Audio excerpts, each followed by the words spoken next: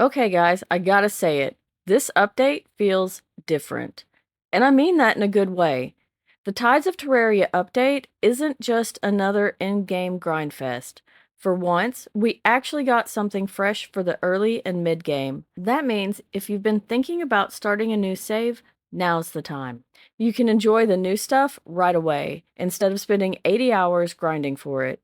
In this video, I'm diving deep into the patch notes, line by line, and breaking down what's new, what's changed, and what it all means for your next Palworld playthrough. There's new gear, smoother UI elements, and even little visual tweaks like crisper visuals and updated item icons. And honestly, one of my favorite parts of this whole update isn't even in the game. It's this message from Bucky, Palworld's community manager. Look at this. He's the biggest Terraria fanboy, and it's so wholesome. I love that we're getting updates made by people who genuinely love the same games we do. So, let's break it all down. The obvious stuff, the subtle changes, and the weird little details you might have missed. Let's go. Okay, the first thing we're going to talk about is probably the most obvious, and that's the Terraria crossover stuff. With this one, we've got a unique dungeon, which is really cool. It's got a completely different look. It looks like it has sky, even though you're in the dungeon. Everything about it is different, and it's really cool. It has a bunch of different enemies that are unique to Terraria, and the only place you will find those is in the dungeons. Before the recent patch they weren't breedable, but now they are, so that's been real interesting. You can get some really fun things out of those. But there are a lot of really cool things in there. There's there are these pots, and it's very Legend of Zelda, but if you break them, you get things. And that's where you get a lot of the hallowed bars that you use to make the new armor and weapons that you can find in there. You find the schematics.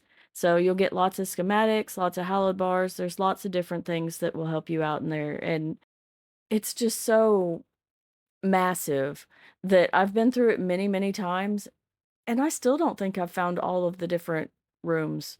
It is just insane how intensive this dungeon is. And at the end of it, you will find the Eye of Cthulhu. Other things that they have added are new weapons.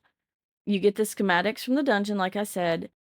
You can get Excalibur, Terrorblade, Terra Prisma, Nightglow, and the Vortex Speeder, which is probably one of my favorite new guns. I was really shocked how much I like this, but it uses AR ammo, and like after 5 or 6 bullets, it just randomly shoots a missile also.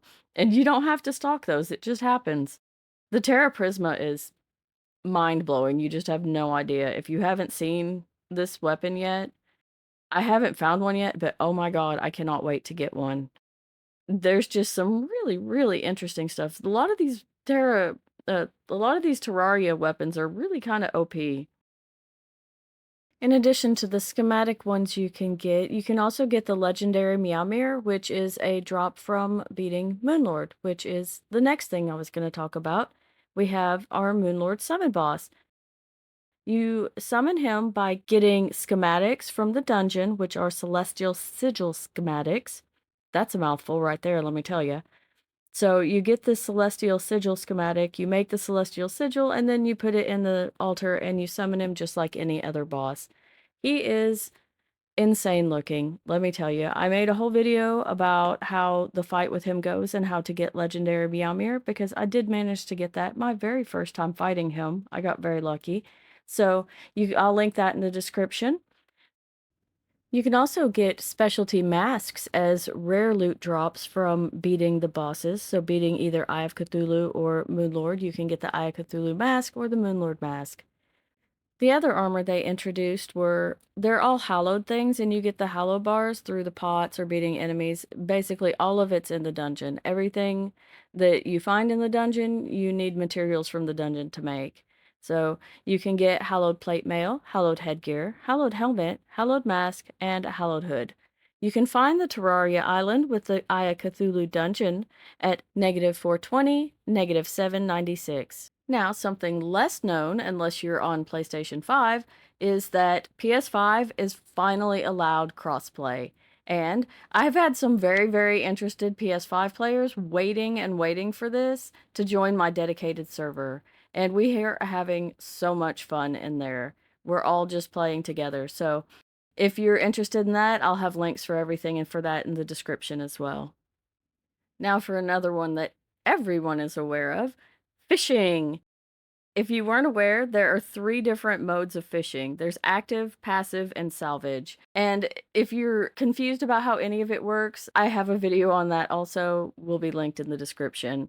Introduced with fishing, we've got fishing poles, bait, magnets, new water mounts, fishing partner skills.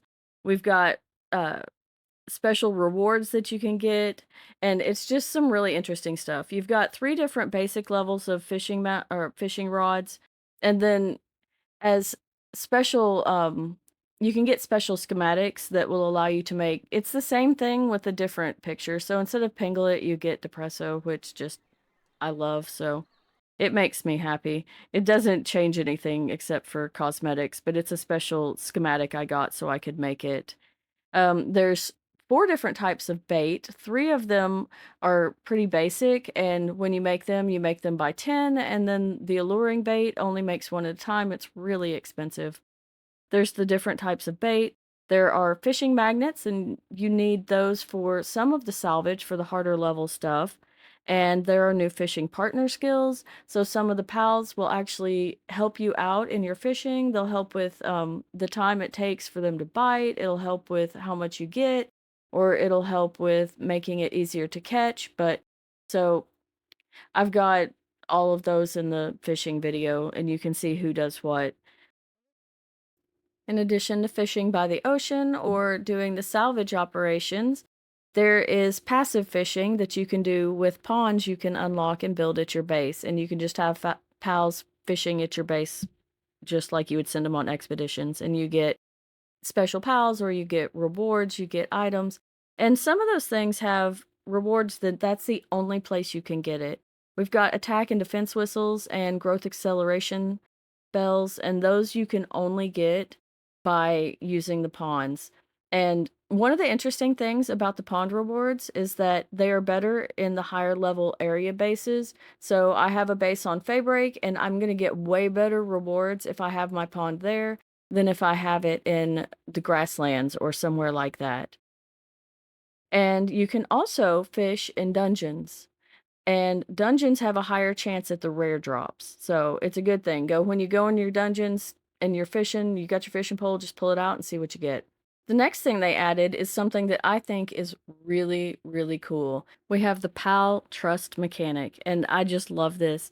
Basically, you spend time with your pals and it raises the stats, allowing even beginner level pals to become late game strong. So if you have a favorite Chickapee, max that bad boy out.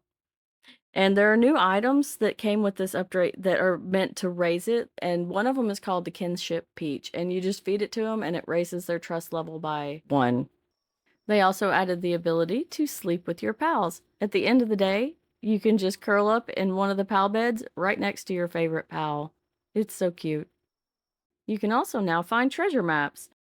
They're really cool. You just find them in loot, and you read them, and then you go to it puts a mark on the map, and you can have up to 10 going at a time. And they're just really easy. Just go pull them up, click, you got them. They now have enemy bases out in the world. I was flying around on my first look and found a building that I didn't recognize, and I was trying to figure out who built a base on my world that they shouldn't have been there. And it turns out enemy factions can now build their own bases and you can raid them for loot. And it was so much fun. And let me tell you, some of the stuff in there, I mean, there's tons of loot in there, but some of the stuff you can find in there, that's the only place you can find it. Some of the other whistles that were introduced in the game are only found in these bases. I've yet to try and build a base in there, like actually put a POW box down, so I don't know if it works, but if you know, please let me know in the comments. I'm so curious. One of the next changes is one of this, it's little and amazing. They did a settlement overhaul. And so places like the small settlement, Fisherman's Point, and Dune Shelter, now instead of just having just the basic bare bones that they were, as cute as they were boring. And now they've got so much life to them. You have pals working, you have the small settlement, there's a ranch with a bunch of pals in it. You have a lot more NPCs. You have pals working, you have people manning the bar. It's so cool. And there are tons of new missions with these NPCs. Go into these towns, look around, and talk to people. You won't regret it. And as expected, the level cap was raised from 60 to 65. And we also got new islands. Now, they're not a big one like we're used to with Sakurajima or Faybreak. It's a bunch of little ones sprinkled all around the outer edges of the world. There are 3 new types that have been added. We have tropical islands, iceberg islands, and shipwreck islands, and they're all really cool. And the new pals, they all live on each of these. They're so cute. We also have a mission system, which we've kind of had that, but there's a lot more now. I tried counting them earlier, and I think I got to about 69. You can now find them and accept them. A lot of them are in the villages, like I said earlier, but there are some just everywhere. So again, all NPCs, just talk to them. Never know what you're going to find out. It's one of the ones that most people are super excited about. You can now recruit Zoe. Yes, Zoe from the first tower, Zoe and Grisbolt, you can recruit her and she'll be your ally. It's so cool. You just go meet up with her and she'll give you some tasks. I think it's like 3 tasks. They're not hard. You just complete those tasks and boom, she's your friend. It's amazing. I have also been told that you can capture her because I have friends who like to just capture every human out there, and I know there's a lot that do. So you can capture Zoe, and if you capture her, you can breed her. I'm not even going to go there, guys. I'm just not, but this is what I was told. So you got to bring her a Grizzy, you've got to defeat the tower, and you got to bring her her blanket, and then I guess you can take her to bed. She's your new pal. I don't know. Maybe you can sleep with her in the pal bed. Someone let me know. I won't be finding out. On to the new buildings they added. They added a PAL surgery table, and let me tell you, I'm actually in love with this. I thought it sounded a little weird at first, but I'm in love with this thing. Basically, you can change their gender or their passives, and you can get better breeding. To do this, you have to have items. You can't just throw them up there and do it. But you can get PAL reversers. They're like real easy to get with the salvaging. I have dozens of them. But say like Bella or Blasmut Ryu or any of the raid bosses, Bella's you're going to mostly get females, and sometimes you've got to catch them over and over to get a male just to breed them. Or our Blasmut Ryus, all we had were boys, and I needed a girl, so bam, now I got a girl. You can do the same thing with some of the passives. There's it's a various ways you do it, and you've got to get implants for them, and you can buy them various places. And I will probably making a video on that, so if you're interested, be sure to subscribe and watch for that. But overall, I just think it's a really, really cool addition, and it's going to make, if you're a breeder, it's going to make life so much easier for you. And we've already kind of discussed this in the fishing part, but they added the fishing ponds. There's a large one and a small one. With the small one, you know, this is all covered in the fishing video I did, but with the small one, you can get small and medium pals. And with the large one, you can get small, medium, and large. You get more, uh, you get more materials and more rewards from doing them from the larger one. And like I said, you can get better rewards if you do them in harder areas. But they're really easy to use, and they're a great way to just, if you do expeditions, you should do fishing. Okay, now for everyone's favorite addition, we have a Hexalite quartz mine. No more running around trying to get Hexalite. No more worrying about whether the guys at the Hexalite base are actually working, because that's been a major issue lately and everything. So it's wonderful. Hexalite quartz mine, build it, put it on your base. It's amazing. Another addition that seemed to have slipped in is the large incubator. And this one's not electric. It's the same thing, but it's like the original incubator, and it's not electric. So you just put 10 eggs in there, keep the temperature right, do all that stuff. If you don't have your egg timer on, like I don't usually, you just pop them in there, hold the button, and get them out. But it's great because you get to do 10 at a time. It's amazing. But it unlocks at a lower level, so it's a lot better. You can get the mass egg hatching before you get all the electricity and stuff going. And one of the ones that I'm really excited about, but haven't used yet, is the POW Box control device. Basically, it's a remote control, and it is great for raids. So if you're one of the people who has to stand down there and you change out your pals to, go through your POW Box and fight the fights, and you know what I mean, they stand down there, the raid bosses just sit there and shoot you directly, just bam, dead. It's so frustrating. Now you can stand up on the side, you can let your pals do the fighting, and you can change them out from safety. Just build this over in the corner somewhere, hide from the majority of the action, watch it, control it, and do it without having to be down in the middle of the fight. And I'm just so excited when I start doing the raids again. Just get out of the center. Next, we got new building material. This one is called Clean. And honestly, I feel like it just goes with the look of a lot of the new stations they're giving us. Like last time we got the sphere assembly line, the really nice one, and the new medicine workbench. And a lot of that stuff just has that futuristic look. And it just goes so well with that. But the thing that snuck in on this one is it includes railing. Okay, they call it fencing. It's railing, guys. They gave us railing. And the best part is that you don't have to wait until this to get all of it. It unlocks with each level now. So you get wooden railing when you unlock wooden foundations and so on and so forth. But I'm just so excited because they finally added railing. I'm so excited. Another new thing they added that I just absolutely love is a new mechanic called turbulence. And when you're wandering around, you'll just see at the bottom of cliffs, you'll see these little whirly things. They look like little dust storms or tornadoes or something. And you just walk into them. And if you walk into them, nothing happens. Jump, it's going to shoot you into the sky. And it's amazing. Don't be careful doing this before you have a parachute, because I've had a couple shoot me high enough to actually cause damage when I fell. Alrighty. They added a few new weapons, not as many as it's been in recent updates. Well, I guess if you count all the Terraria ones, there are as many. But for the ones that are not Terraria related, there aren't that many.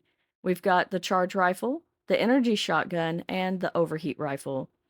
Something new they added is stuff you use for pals, and we've got the boost gun, which you shoot at pals, and it either heals them or takes away from the enemy, depending on which place you shoot, but you can actually, boost your pals with it. There's also pal recovery grenades, and let me tell you, these are amazing. You're in the middle of a battle, just throw this thing, and it explodes and just splatters healing on everyone. It's so fun.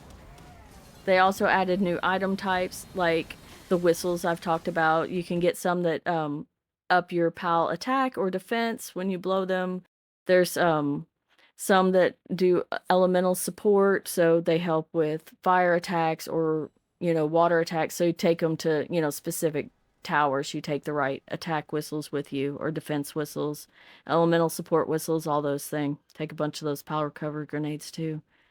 The attack and defense whistles and growth acceleration bells, which are XP level up for pals, you just give it to them and give them XP. They're found with the fishing and salvaging. The elemental support whistles, I mentioned this earlier, are found in the enemy faction camps, and they introduce new foods. And they're all foods related to the fishing stuff. You've got like the Jelliette's jelly and stuff, and basically they help with fishing type stuff, but it's really cool. Another thing that has me super, super excited that slipped in, and honestly, I didn't even know it was there until I came back and read the patch notes, and I was just mind blown. They added single player to the arena. You can now go to the PAL arena even if you don't have friends. Now, I love to go and battle in there. I think it's so much fun, but now they have a system where you get battle tickets when you beat them, and you can turn them in to the merchant outside and get some really cool items. You can set the different rules you want to use in the arena if you're, fighting with other people. And there's a public POW box out front now so that you can change out your pals when you go in and come out, or if you just show up and you're like, oh man, I'd love to fight you, but I don't have this pal. Well, no more excuses, buddy. Get in there and fight. But I think my favorite part is there is a spectator mode. And let me tell you why I love this.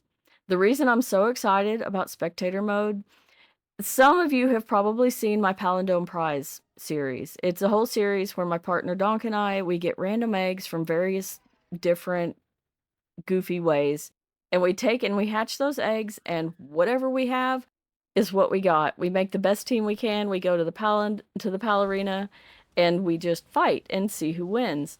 Well, most weekends I like to stream with the members of my dedicated server, and we have a lot of fun. I've built mazes, we do tower bosses, we just do all kinds of stuff. It's a lot of fun. And I've wanted to do something like the Palindome Prize or have arena tournaments or something, but the major thing I couldn't do was record it for everyone else to see. So I couldn't show everyone else watching the other battles. And of course, I don't want to battle every time. That's no fun. And nobody wants to just sit there and fight me over and over. I mean, it's just boring. So now I can go in there. So we're looking forward to, once this dedicated server world gets a little more advanced, we're doing this. There will be a Pal Arena tournament. They made a few mechanic adjustments that I haven't really noticed, but I'm sure they're there. They added equipment durability. And food spoilage is now reduced if you assign a cooling pal to the flea market. So if you have a flea market, if you're in a server like that and you're selling to people, you can keep your food longer. Just assign a cooling pal to it. And Lileen's partner skill now covers all allies in range. So when she spreads her healing, everyone gets it. We also got a bunch of new pals. Total, we got 27, including the Terraria dungeon creatures and the elemental variants of things that we already had. I'm telling you right now, the Golden Mud, my favorite. I would go into all of them. I will flash them up here on the screen real quick, but I cannot go into all of them. This video is long enough as it is. I will be making a video introducing all of the new pals though, so keep an eye out for that. We also got skins.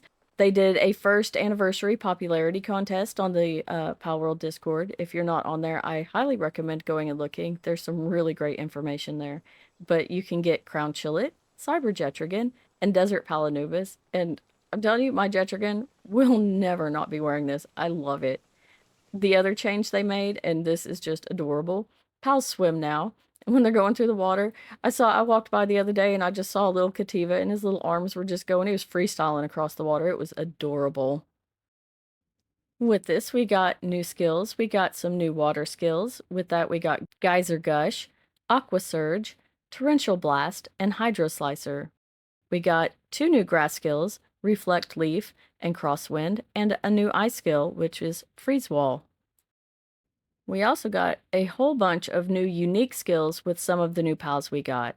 Turticle got Hydrospin. Neptilius, who is incredible, let me tell you, got Thalassonic Laser. Welaska has High Breach. Gangler has Lantern Sweep. Gangler Ignis has Scorching Lantern Sweep. Gloopy has Smoke Jet. Finsider has Trigger Happy. Munchill has Chaotic Spray. Herbal has Konoha Flip. Braloha has Deep Breath. Palumba, that tropical ostrich, cracks me up, has Dash Kick. And Pin King Lux has Thunder Slide. There are also new passives, which are mostly for the swim speeds with all the new water mounts. We have Lunker, King of the Waves, Ace Swimmer, and Sleek Stroke. Just a whole bunch of swim speed passives. On to the UI changes, and let me tell you, this is maybe some of my favorite stuff. I know I keep saying that, but I just really love a lot of this stuff. It's been so great. We have a bulk storage button, and let me tell you, it's amazing. If you've used the PAL item retrieval system, build it and you can just dump all your stuff in it or retrieve things so you don't have to go look around. Now you don't even need that to put your stuff away. Walk on your base, push a button, quick dump it into whatever box already has that. And it's just, oh, I'm in love. It's so great. There's bulk selection and the PAL condensation UI. Another thing I love, if you're a big breeder or you go mass tame and you like to do condensation, you know how annoying it is to click 2-3 pages of pals just to condense them all in. Now you can just push one button and it will take all the pals of that same type on that page. Go to the next page, click it again, you'll get all of those too. You can do as many pages as you want. It will just take the ones that it will combine, and oh, I'm just in love. There's also POW Box PAL presets. Another one of the things I have been wanting so bad. If you look at it, you can create teams. So now I have my daily team, I have my tower team, I have my raid boss team, and you can just make for whatever it is that you usually put a team together for, and you just click it, switches them right out, and then you click it again and it'll switch them back. I love it. And now they have the HP gauges so that they're color coded. When you look at a neutral PAL, their health bar is going to be green, and if you look at a hostile PAL, it's going to be red. And if you hit a green PAL, it's going to turn red. Now we're on to the little technical stuff. In multiplayer, they fixed a little display bug. In the world changes, they added more patterns to random dungeons, not all of them. On my stream, they asked me to look. I went through a bunch of regular dungeons. I didn't find any obvious changes, but it does say random, so I probably just haven't found the right one.